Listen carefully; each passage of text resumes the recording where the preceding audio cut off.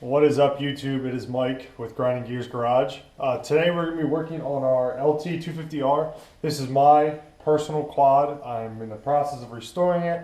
I started last winter. It's been a little while getting back into things. But today we're going to do a multi-part video. We're going to be rebuilding pretty much the tail end of the quad. We're going to take the swing arm out. We're going to put new swing arm bearings in. We have a replacement shock we're going to be putting in. This is off an Lt250r. The 91 to 92 quads. These bolt right in with a slight modification, which we're going to go over. And then we're also going to do the bearing, the bushings of bearings and the shock linkage. So we already did a video on the carrier bearings, so we're not going to do that. We are going to be replacing them in our four-wheeler. We're just not going to be doing a video on it because we've covered it already. So we're pretty much just going to start with removing the swing arm, and then we're going to go over each process for all the different bearings and for the shock install. This quad's going to be totally broken down again. I powder coated everything on the front end, the A-arm, the handlebars, the bumper, the steering column, but we're going to take it totally down and get the frame powder coated. I'm going to polish the swing arm, and we have a motor that we're in the process of building for it as well. It's going to be a high rev. I have a couple high rev jugs. I haven't decided which one I'm going to use yet. It's going to be a high rev jug with a big carb. It's going to be a fun quad once it's done. So we're going to go ahead and get started here. Pull the swing arm out of the bike. So first things first, before we remove the swing arm, we need to remove the chain. So on most chains, not all four-wheelers have them, there is a master link right here, which you'll be able to find by this clip. It may be on the inside or outside. It varies. The Can-Am DS650 that I had did not have a master link. Some chains from factory do not. So if you can't find one, unfortunately you're going to have to cut your chain, and hopefully you're able to, if you cut it in the right spot, like if you cut it right here where there's a link between the rollers, you can actually put in a master link. If you cut it here, you're actually removing a link, which isn't good. So let's go ahead and pop this master link out and take our chain off. So now that we have the master link apart, we're going to put it back together and place it in a Ziploc bag. This chain isn't in terrible condition, but since we're putting new sprockets on the bike, front and back, we're going to put a new chain. But I'll save the master link and the chain because you never know when you're going to need one. So now that we have our chain out of the way, there's a few things we're going to inspect while we have it out and free and clear. You have a chain slider here, which is top and bottom. You want to check the condition of that. This one actually is in bad shape. We're going to put a new one on this and then move this one over to our other LT that we're selling shortly. And then there's also a chain roller here on the bottom, which you want to check the condition of that and the bearing. This one's pretty shot, so we're going to replace that. Then we also have another chain roller that goes up here. A lot of quads don't have these because the hole gets stripped out and such. So we're going to take a look and see if we can put a new one on before everything's all said and done. So we're going to grab some tools and we're going to remove the swing arm bolt that goes through the frame, swing arm, the rear part of your motor, and then the other side of the swing arm and frame. We're also going to be taking the motor out of this. So you don't have to, but we're going to take it out of our way because this motor is actually going to be going in that four-wheeler. So we're going to grab some tools, an impact, some sockets. We're going to go ahead and pull this bolt out. So we have our 19mm socket here on our breaker bar, which goes on the left-hand side of the quad. And on the other side, we'll show you there's a spot to put a 22mm wrench. So we're going to go ahead and loosen this up and try to pull the bolt out. We're probably going to have to use a hammer and a punch to drive the bolt. They usually get stuck and like rusted into place, so it can be a little tough to get out sometimes. So we have our nut. It is a locking nut, so it may fight you a little bit coming off. See the bolt there, and then on the other side here, we actually didn't need it, but there's a spot right there to put a 22mm wrench to hold it if it decides to rotate. So I'm going to grab a hammer and a long punch and see if I can drive that out. Now you want to be very careful driving this out. If you get a little too rambunctious on the end of this bolt with a hammer and a punch, you'll round it off, you'll mushroom it, and it won't be any good. So we're just going to lightly tap here, see if she moves.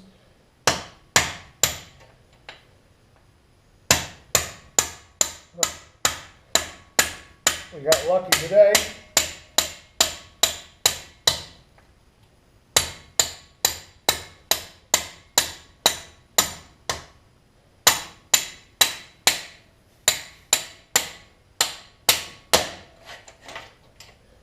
So there's also a washer right here that goes inside this pocket on the back side of the washer.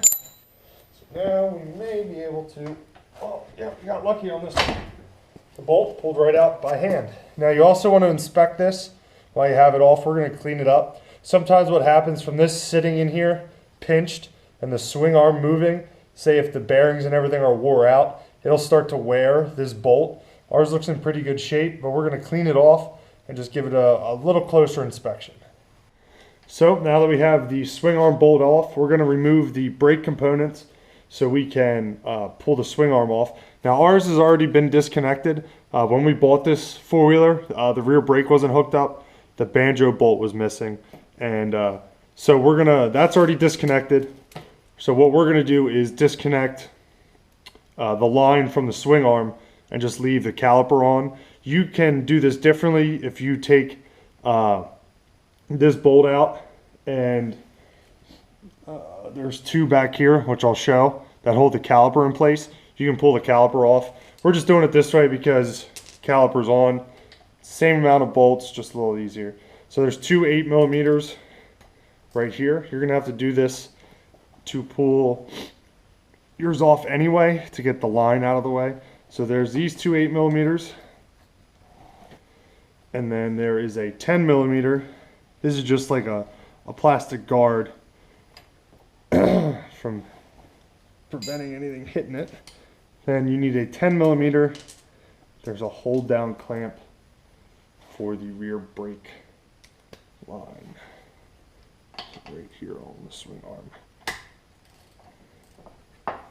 So we got the brake line disconnected. We're just going to move it up out here, out of our way, and we're going to bag these parts and label them for the swing arm, for the rear brake line, for everything that goes on the swing arm, so we don't lose any. So now that we have everything else disconnected, there's just one more thing holding the swing arm into place. There's a bolt right here that holds the shock to your frame. We are going to go ahead and remove that.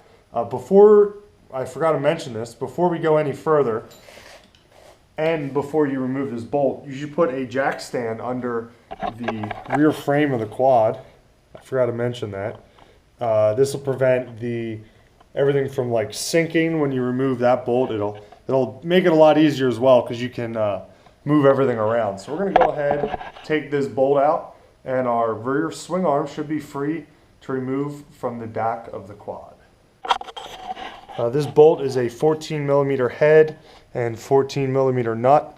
We're just going to use our breaker bar and ratchet, pop this out, and roll the swing arm out. So now that we have this nut off of here, we're just going to grab hold of the swing arm, try and work this bolt out. So now that this bolt's out, the swing arm is free. We should just be able to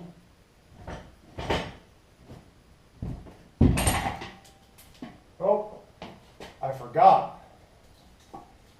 There is a linkage bolt underneath. Don't listen to me, I don't know what I'm doing. There's a rear linkage bolt underneath that I forgot about that, here I'll show you. It's like a wishbone. So your shock connects here, it connects to your subframe here, then there's like a pivot bolt on your frame. So we're just going to grab the, looks like an 18 or 19. We're going to grab the tools, remove that, and then the swing arm is ready to slide out. So we have a 17mm head on this bolt with a, or 17mm nut with a 14mm head. So try and get in here. So this bolt's loose. I'm just going to go ahead and pull it out and remove the swing arm from the four-wheeler.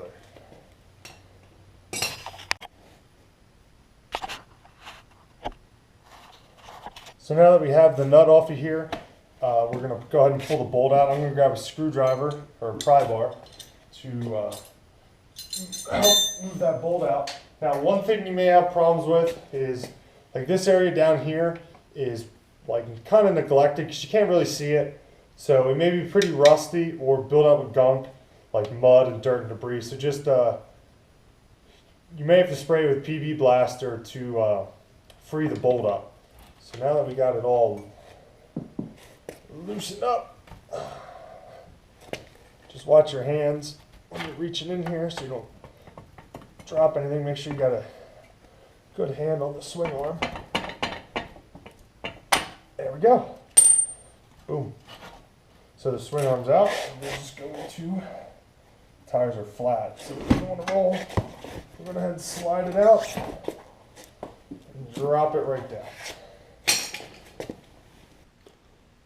So I also wanted to show off this difference. This is a 87 to 90 rear swing arm.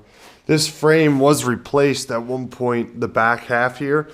So the front portion is a 91 to 92. It still has the bracket in here for the shock.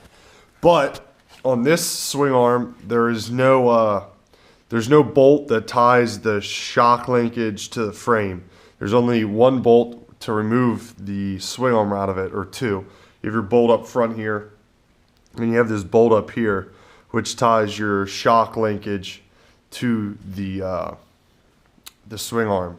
So I just want to show you guys that. I believe it's a 17 millimeter nut and a 17 millimeter head. I took one out of another bike that's sitting back there.